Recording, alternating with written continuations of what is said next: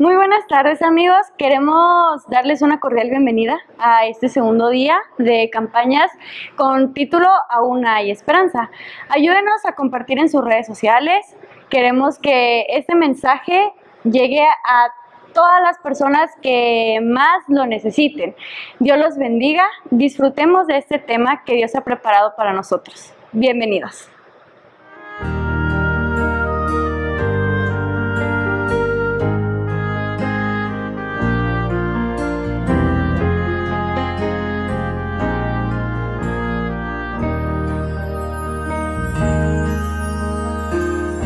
Has corrido tras un arco iris y ahora muy cansado estás. Toma todos esos sueños rotos y a los pies de Cristo ponlos ya.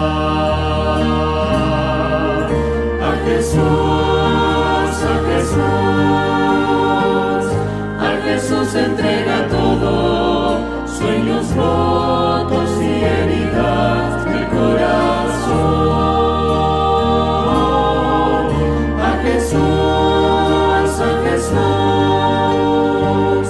A Jesús entrega todo y la tristeza en gozo cambiará. Él no prometió sol todos los días. Sé que a veces viene la tormenta, pero nos ofrece un corazón nuevo que cante aún en medio del dolor.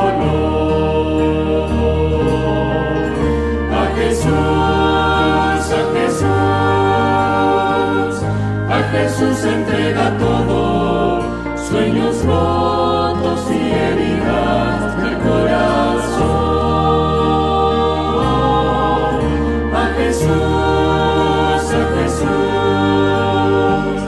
A Jesús entrega todo y la tristeza en gozo cambiará.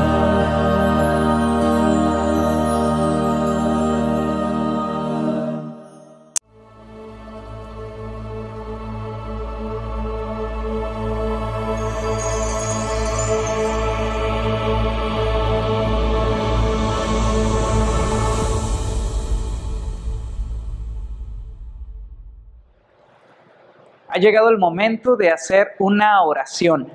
Y hermanos, ha sido de gran bendición esta semana de evangelismo. Aún hay esperanza. Y dicho lo anterior, sabemos que se han mostrado algunos mensajes por las redes sociales con pedidos de oración, con agradecimientos, así también con los pedidos que se han acercado con nosotros por medio de WhatsApp.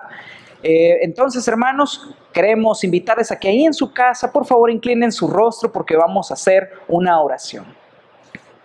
Oramos. Amante Padre que estás en el cielo, alabado y glorificado sea tu nombre, Señor.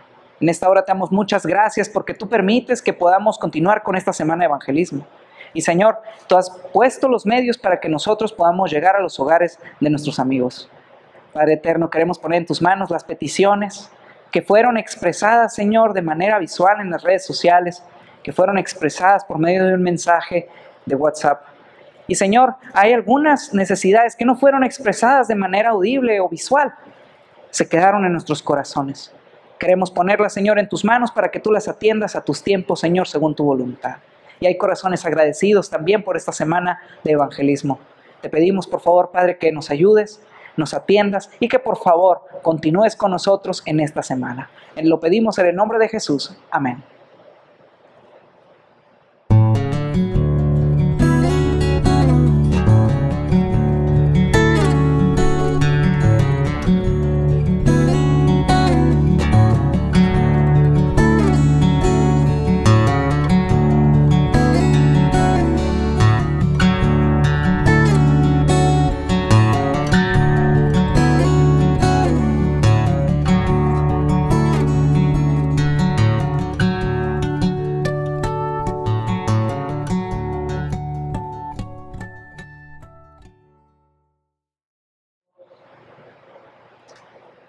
Nuestro segundo día de campaña, nuestra segunda tarde de predicación ha llegado.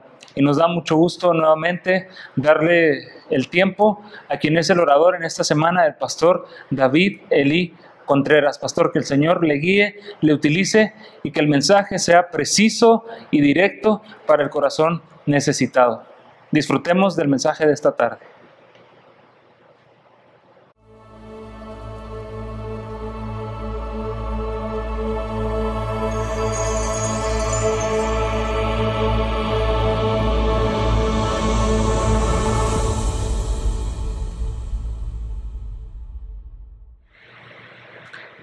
Buenas tardes, te invito a orar. Querido Dios, en este momento abriremos de nuevo tu santa palabra. Estudiaremos la vida de dos hombres que sin duda, Señor, se equivocaron en algunas ocasiones, pero también fueron utilizados por ti. Y es que, Señor, no importa nuestros errores, tú eres bueno. Tú tienes para nosotros destinado algo. Y no estamos hablando de cosas materiales ni de sueños que solamente existan en nuestra mente. Tienes para nosotros el reino de los cielos. Gracias, Padre, porque en este momento nos podemos reunir a través de estos medios para estudiar tu palabra. Acompáñanos, por favor. En el nombre de Cristo Jesús. Amén. En esta ocasión vamos a hacer algo que no es muy común y que personalmente no hago siempre, porque puede a veces ser complicado y hasta puede ser confuso.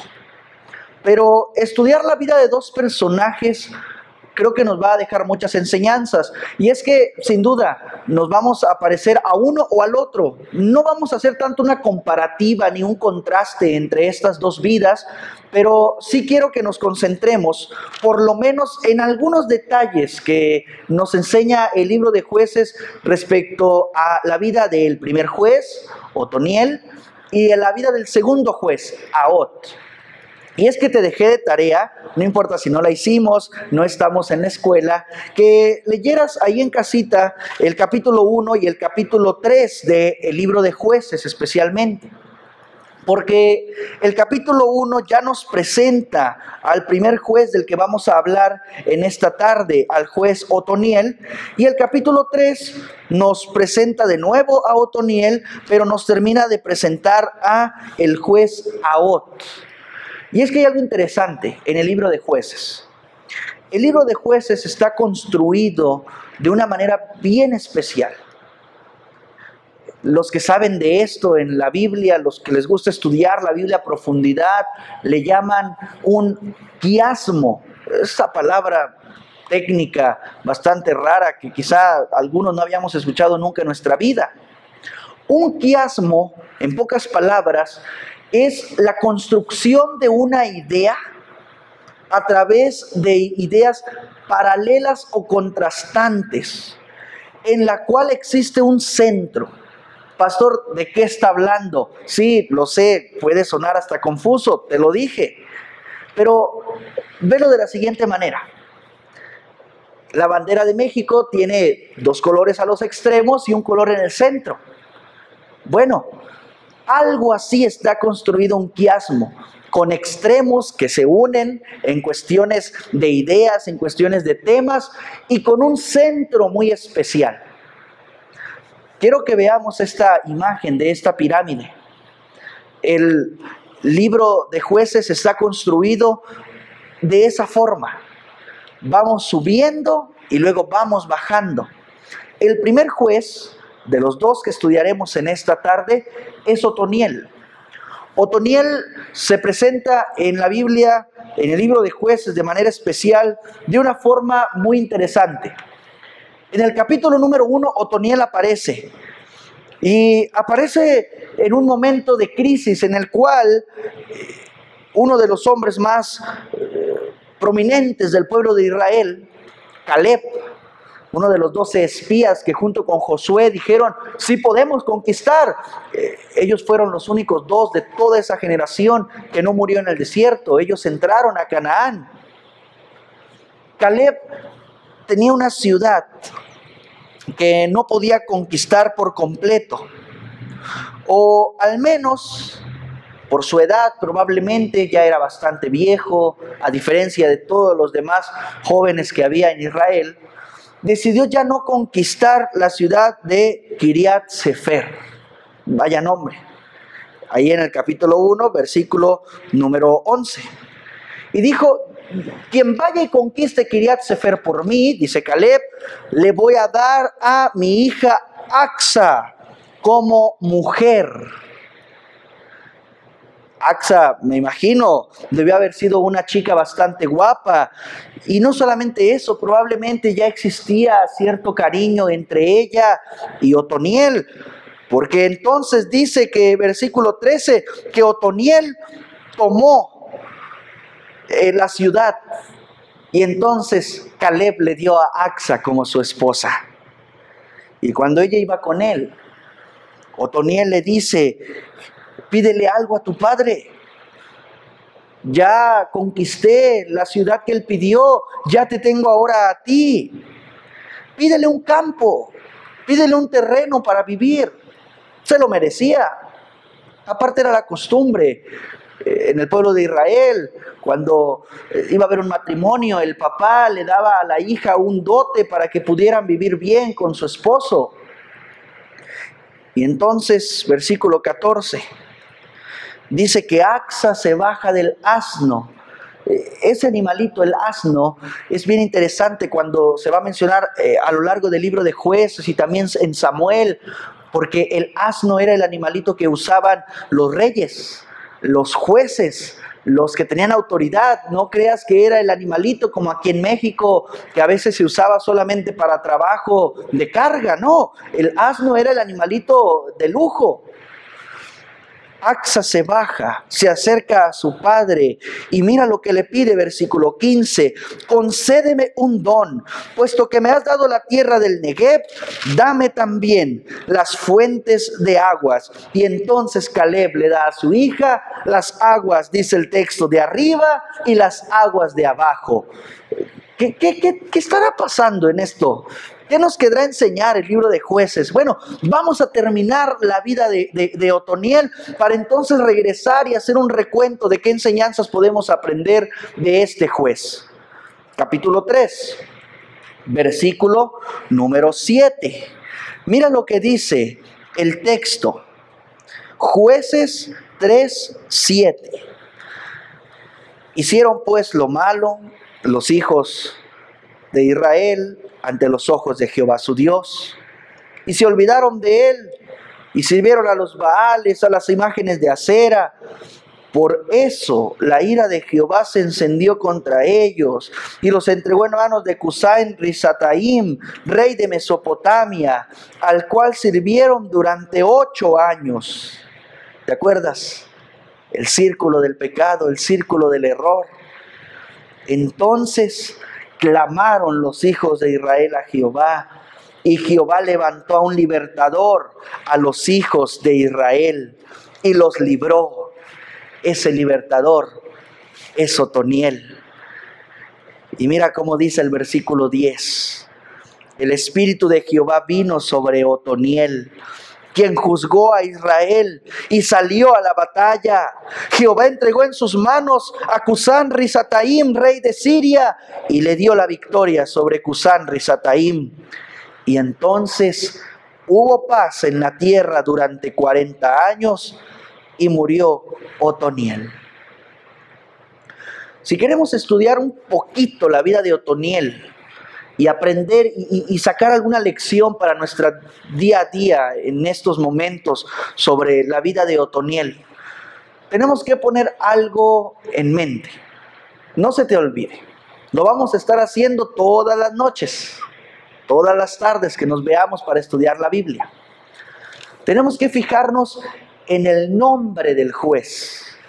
El significado del nombre del juez es clave, porque el nombre en la cultura hebrea decía mucho más que una simple forma de referirnos a una persona. El nombre hablaba de las características del carácter de esa persona. Quizá ya lo habías oído. Y en el caso de Otoniel, su nombre tiene un significado precioso, muy bonito. Significa algo así como león poderoso de Dios. Algo así como Jehová es mi fuerza o Jehová es mi protección. Vaya nombre. Y es que la historia de Otoniel nos enseña algo. La familia de la que Otoniel descendía era una familia a la que le había ido bien. No lo leímos a detalle porque quería que nos concentráramos en lo que sucedió en la vida de Otoniel. Pero mira quién era Otoniel realmente. Versículo 13 del capítulo 1. La tomó Otoniel, hijo de Cenaz, hermano menor de Caleb. Hablamos de Caleb, pero es que Otoniel era sobrino de Caleb. Otoniel venía de una buena familia.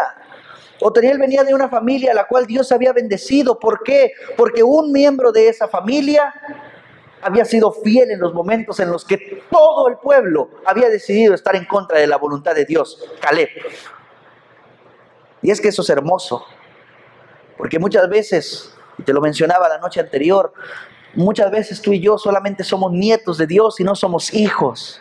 Porque alguien de nuestra familia sí se relaciona con Dios. Es más, quizá hoy en estos momentos tú estás viendo esta predicación porque alguien de tu familia que se relaciona con Dios íntimamente te ha invitado.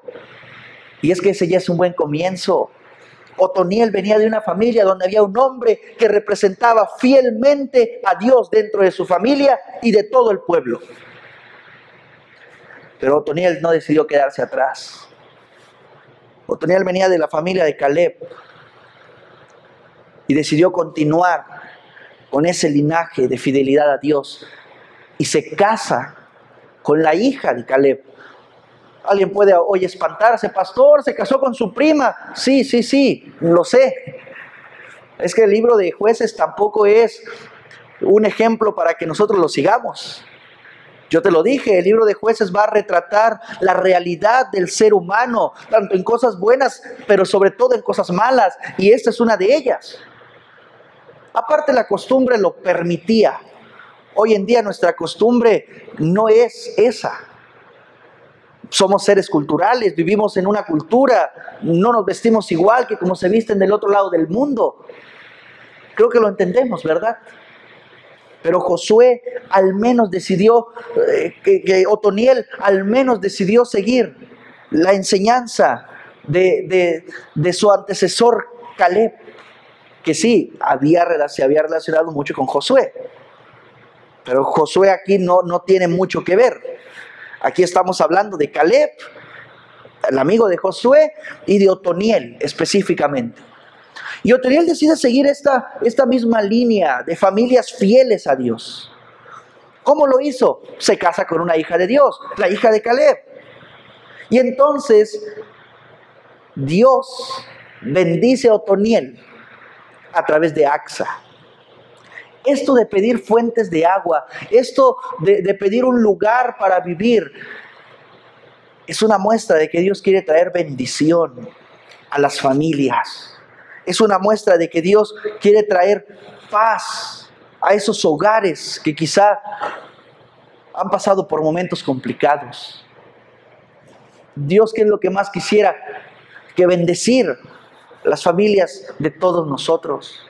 Es bien interesante porque Otoniel le dice a Axa, pídele a tu padre un lugar donde vivir. Y Axa va y se lo pide a Caleb, y Caleb le dice, hija, te voy a dar no solamente el terreno, te voy a dar aguas. ¿Qué se necesitaba en un lugar? Y hasta hoy día vamos a comprar un rancho. ¿Qué es lo que primero que tenemos que pensar? ¿Cómo va a llegar el agua hasta allá? Tenemos un bonito campamento, pero para que ese campamento pueda mantenerse verde, necesita agua. Tenemos un lugarcito en el cual vamos a vivir en el monte. Bueno, hagamos un pozo para tener agua. Y es que eso es lo que nos quiere decir el texto. Al parecer lo que nos quiere enseñar el libro de Jueces es que Otoniel fue bendecido por la mujer que decidió tener. ¿Cómo está tu matrimonio? ¿Cómo está la vida con tus hijos, con tu familia? ¿Es una vida bendecida o es una vida donde estás pasando problemas terribles? Dios quiere bendición para ti, para tu esposo, para tu esposa, para tus hijos. Y es que esta bendición que ya tuvo Otoniel con Axa se conecta de una manera bien interesante con el resto de la vida de Otoniel. Capítulo 3, versículo número 10. Hay algo interesante. Es la primera vez en todo el libro de Jueces que se menciona que el Espíritu de Dios vino sobre alguien. En este caso, dice el texto, el Espíritu de Jehová vino sobre Otoniel. Es que cuando estamos en una familia que quiere hacer la voluntad de Dios, el Espíritu Santo se puede acercar a nuestra vida. Y cuando el Espíritu Santo se acerca a nuestra vida, sobre todo hoy en día, lo hace para volver el corazón de los hijos a los padres y de los padres a los hijos. En otras palabras, lo hace para solucionar esos problemas, lo hace para curar esas relaciones rotas. El pacto, ¿te acuerdas? Esa relación de amor entre Dios y su pueblo. Dice que el Espíritu Santo vino sobre Otoniel. ¿Y para qué vino? Dice el texto, quien juzgó a Israel, en otras palabras, o literalmente ahí dice, quien aplicó la ley. ¿Qué habían hecho los israelitas? Se habían alejado de Dios por completo. Habían hecho lo malo, dice el texto, habían ido tras otros baales, tras otros dioses, tras imágenes de acera. Habían olvidado a Dios por completo. Pero había una familia, la familia de Otoniel, la familia a la que Dios había bendecido. ¿Por qué? Porque Otoniel había decidido hacer la voluntad de Dios y sobre él vino el Espíritu Santo. Sobre la familia de Otoniel, y Dios utilizó a Otoniel para juzgar a Israel, para aplicar la ley. Y no solamente eso, dice el versículo número 11, y hubo paz en la tierra. ¿Por qué hubo paz? Porque cuando Otoniel salió a la guerra contra ese rey que oprimía al pueblo de Israel, Dios le dio la victoria. Y es que Dios quiere la victoria para tu vida. Dios quiere la victoria para tu familia. Dios quiere que venga el Espíritu Santo sobre ti. Dios quiere traer paz. Definitivamente las guerras no eran el plan de Dios. Eso es clave. Te voy a dar un dato curioso. Te voy a preguntar algo. Si las guerras no eran el plan de Dios para que los israelitas conquistaran la tierra de Canaán, ¿cuál crees que era entonces la forma en la que Canaán iba a quedar libre para que los israelitas pudieran entrar a vivir a Canaán sin tener que ir a la guerra? ¿Qué forma iba a usar Dios? ¿Qué método iba a usar Dios entonces? Si la guerra no era el plan de Dios.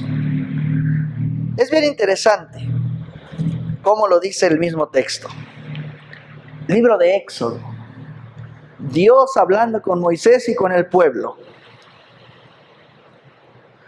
Versículo número 27 del capítulo 23. Éxodo 23, 27. Yo enviaré mi terror delante de ti, turbaré a todos los pueblos donde entres y haré de todos tus enemigos huyan de ti. Aquí viene cuál era el método que Dios iba a usar. Enviaré delante de ti la avispa, que eche de tu presencia al Ebeo, al Cananeo, al Eteo. No los voy a expulsar de tu presencia en un año, para que no quede la tierra desierta, ni se multiplique contra ti las fieras del campo. Poco a poco los echaré de tu presencia, hasta que te multipliques y tomes posesión de la tierra. Esa era la forma en la que Dios iba a darle Canaán a los hijos de Israel. No a través de la guerra. No era el plan de Dios. Pero te acuerdas que vimos la primera noche.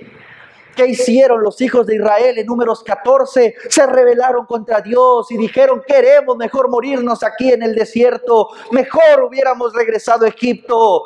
Es que cuando tú y yo cambiamos los planes que Dios tiene para nuestra vida, todo va a ser diferente. Por eso Otoniel fue de los primeros jueces que tuvo que salir a la guerra cuando el pueblo estaba siendo oprimido. Y Dios le dio la victoria. Hubo paz 40 años. De hecho, es bien interesante el periodo de 40. En todo el libro de Jueces, el periodo de los 40 años se va a estar repitiendo una y otra vez. Lo vamos a ir notando. Y entonces, después de ese periodo de paz que menciona el texto, mira cómo comienza el versículo número 12 del capítulo número 3 de Jueces. Jueces 3:12. Volvieron los hijos de Israel a hacer lo malo. ¿Te acuerdas? El cuadro, el círculo del error, el círculo del pecado. Israel hace lo malo. Una nación los oprime. Israel clama a Jehová. Jehová les levanta un juez, a un libertador. El opresor es derrotado. Hay paz en Israel, pero esa paz solamente duró 40 años, menciona la Biblia, en el caso de cuando Otoniel los liberó del rey de Siria, del rey de Mesopotamia. Pero entonces, dice el verso 12, los hijos de Israel volvieron a hacer lo malo ante los ojos de Jehová, por lo cual ahora fue el rey de Eglón que se fortaleció contra Israel, porque había hecho lo malo. Un rey se fortalece, el rey Eglón, rey de Moab.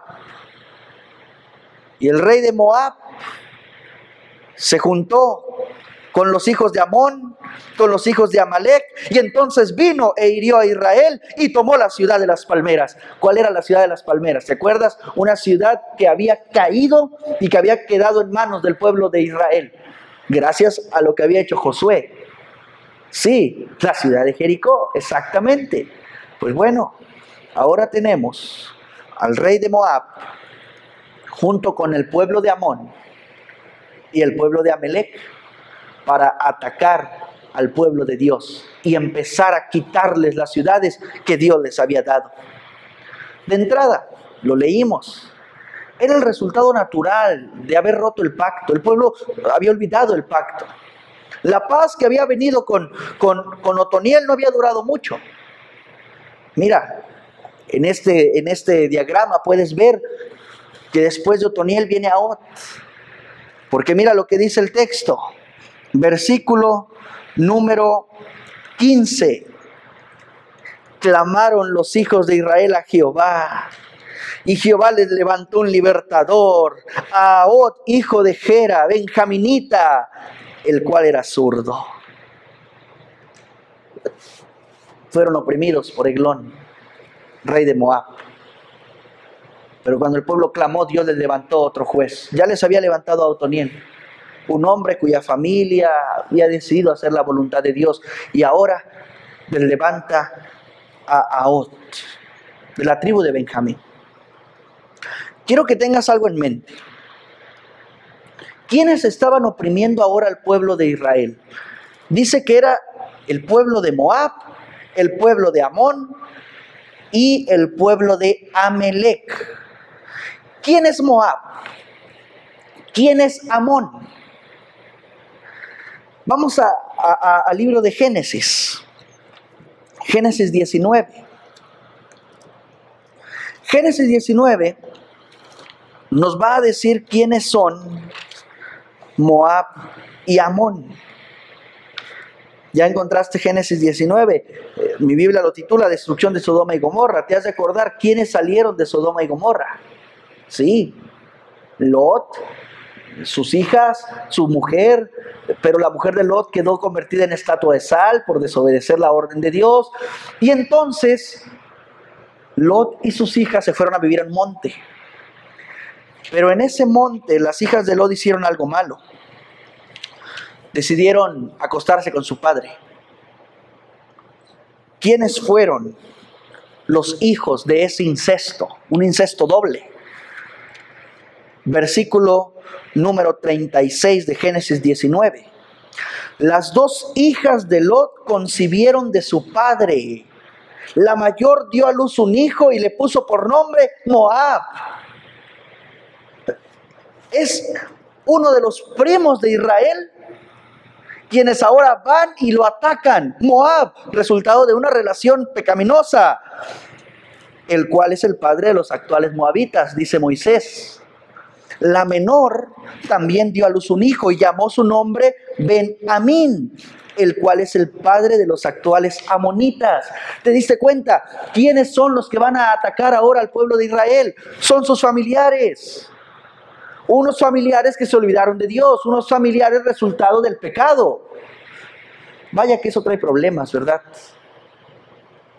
Y no solamente ellos solos, sino que se trajeron al pueblo de Amalek. Amalek significa belicosos, les gustaba la guerra a los amalecitas. Pero entonces Dios levanta a Ahot, el juez Ahot. El significado de Ahot es interesante, es un doble significado. Ahot puede significar unión, porque Dios quiere unir, podríamos decir. Pero también significa poderoso, porque Dios va a liberar con poder. Esa era la función del juez, prácticamente, liberar. Mira de qué manera Dios libra al pueblo de Israel a través de Ahot. Dice, versículo 15, un día los hijos de Israel enviaron con él, con Ahot, un presente a Eglón, rey de Moab. Pero Ahot se había hecho un puñal de 2 filos de un codo de largo, un codo. Este es un codo. Y mira qué es lo que hace. Se lo ciñó en el lado derecho, debajo de sus vestidos, aquí.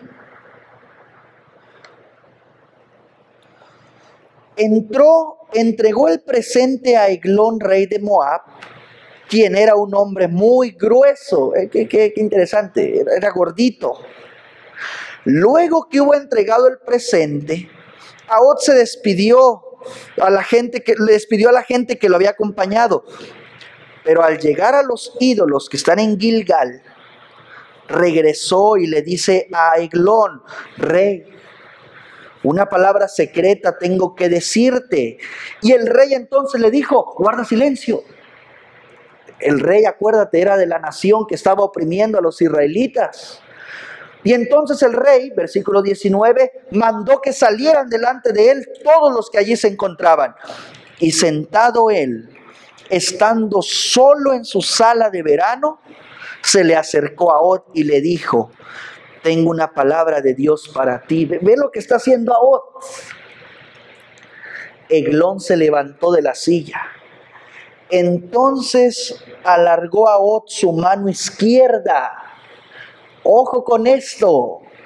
Tomó el puñal de su lado derecho y se lo metió por el vientre, de tal manera que la empuñadura entró tras la hoja y la gordura de Eglón cubrió la hoja, pues Ahot no sacó el puñal de su vientre, y entonces se derramó el excremento. Ahot salió al corredor, cerró tras sí las puertas de la sala y las aseguró con el cerrojo. Cuando ya había salido, vinieron los siervos del rey, quienes al ver las puertas de la sala cerradas dijeron, sin duda el rey cubre sus pies en la sala de verano. En otras palabras, el rey está en el baño. Tras mucho esperar, confusos porque el rey no abría las puertas de la sala, tomaron la llave, abrieron y encontraron a su señor caído en tierra, muerto. Mientras ellos esperaban, Ahot escapó y pasando los ídolos se puso a salvo en Seirat, en territorio ya de Israel. Cuando entró en Israel, tocó el cuerno en los montes de Efraín, y los hijos de Israel descendieron con él del monte. Y entonces Ahot se puso frente a ellos y les dijo, síganme, porque Jehová ha entregado a vuestros enemigos moabitas en vuestras manos. Y ellos descendieron en pos de él y le quitaron a Moab los vados del Jordán y no dejaron pasar a nadie. Mataron en aquel tiempo como a 10,000 moabitas, todos moabitas valientes y todos hombres de guerra. No escapó ni uno. Así fue subyugado Moab aquel día bajo la mano de Israel y volvió a haber paz en la tierra durante 80 años. ¡Qué historia! ¡Qué historia! Te lo dije, el libro de Jueces es un libro oscuro, porque nos muestra escenarios terribles, escenarios duros. Una característica bien interesante de Ahod, que menciona el versículo número 15, es que Ahod era zurdo. Es bien interesante cuando la Biblia dice que Ahod era zurdo, porque lo remarca el texto. La Biblia literalmente ahí lo que dice es que Ahod era de 2 manos. En otras palabras, Ahod podía usar las 2 manos. Con la misma destreza que usaba la derecha, podía usar la izquierda. Y es que esto es interesante porque muchas veces la Biblia utiliza la distinción de ser diestro. Pero en el caso de que Ahod era zurdo, parece ser que en lugar de ser alguna condición que le pudiera traer o generar algún problema, en este caso le fue de bendición.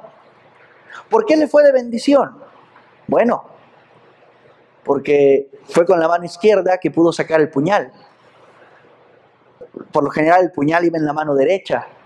Cuando se presentó ante el rey, seguramente los guardias revisaron que en la parte izquierda no trajera un puñal.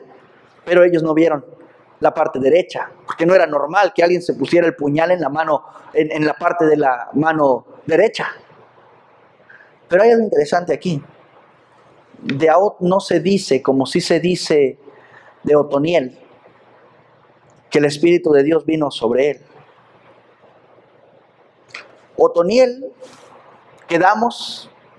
tenía una familia que honraba a Dios, una esposa que le trajo bendición.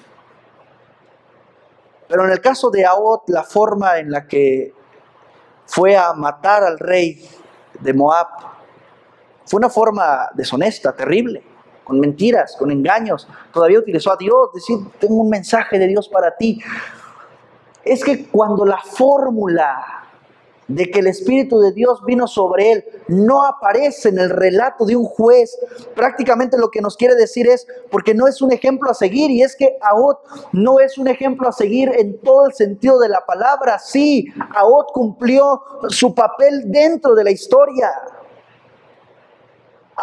Ahod cumplió lo que le correspondía, que era liberar al pueblo de Israel, pero no necesariamente Jueces o la historia de Ahod es una historia para que todos juntos digamos amén. No, no lo es. ¿Por qué? Porque Ahod utilizó las mentiras para liberar al pueblo de Israel, para matar al rey de Moab. Solamente hay una forma de entenderlo: el Espíritu de Dios no vino sobre él. Y es que aunque Dios lo había levantado, porque la Biblia lo dice, clamaron, versículo 15, los hijos de Israel a Jehová, y Jehová le levantó un libertador. Si Dios levantó a Ahod, ¿por qué entonces Ahod utilizó métodos bastante interesantes, yo diría bastante humanos, para liberar al pueblo? Bueno, porque sin duda el pecado, cuando nos alcanza, nos hace a veces hasta actuar según nosotros para la honra y gloria de Dios, pero de manera equivocada. Eso es un hecho. Cuando el pecado ha llegado a niveles insondables, profundos, las soluciones tienen que ser muy radicales, y este es el caso de Ahod. Y es que Dios fue delante de él, definitivamente. Después de haber matado al rey Eglón,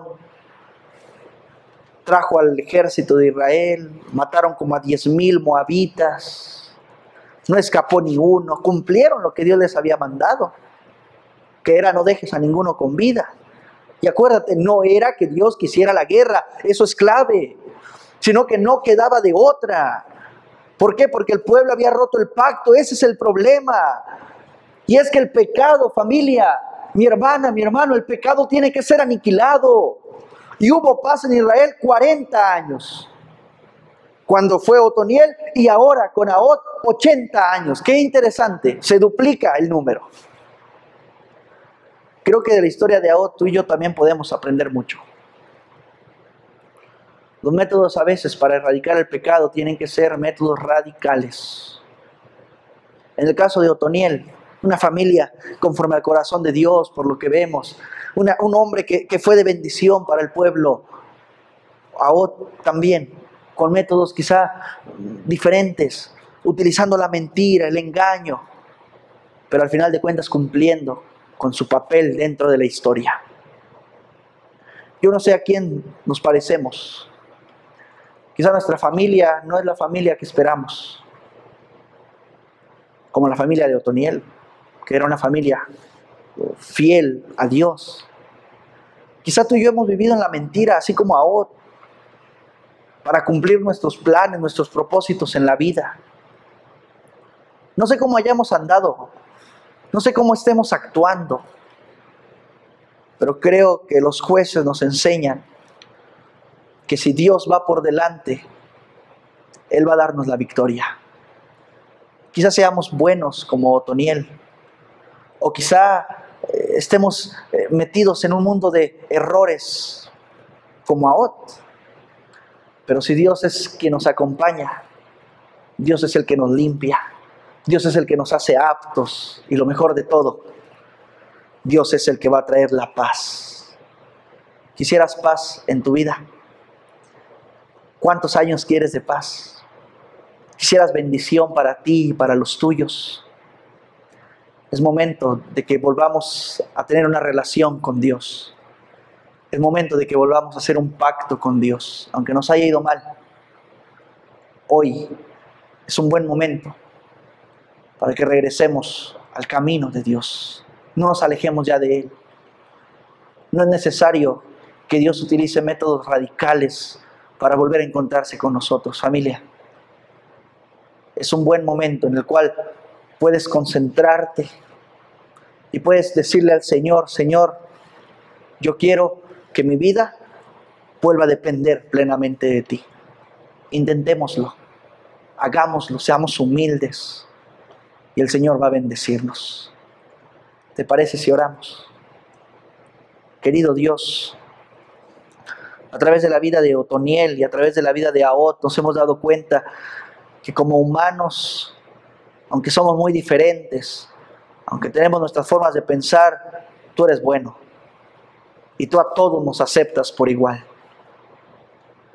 En esta noche, Señor, queremos pedir que tu Espíritu Santo descienda sobre nosotros, así como descendió sobre Ahot. Queremos, Señor, que traigas paz a nuestra vida, así como trajiste paz para el pueblo de Israel después de que levantaste a Ahot como juez. Quizás, Señor, al igual que Ahot, hemos utilizado formas, métodos que no son los correctos. Por favor, perdónanos y ayúdanos a tomar las decisiones adecuadas para que nuestra vida pueda ir por el camino de la vida eterna. Padre eterno, en este momento nos humillamos delante de tu presencia y te pedimos de todo corazón, Señor, que transforme nuestra vida, que transforme nuestra familia y que por favor, Padre, puedas traer paz para cada uno de nosotros.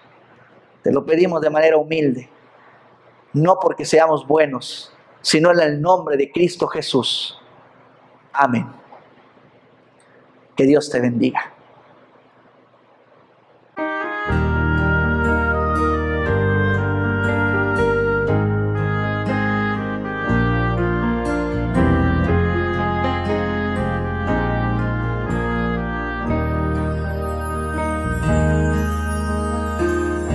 Has corrido tras un arco iris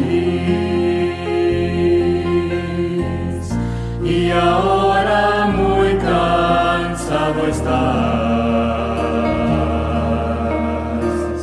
Toma todos esos sueños rotos y a los pies de Cristo ponlos ya.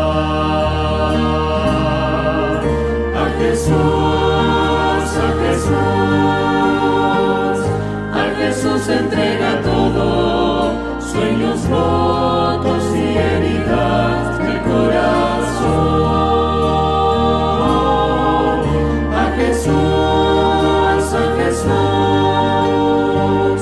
a Jesús entrega todo y la tristeza en gozo cambiará. Él no prometió sol todos los días, sé que a veces viene la tormenta, pero nos ofrece un corazón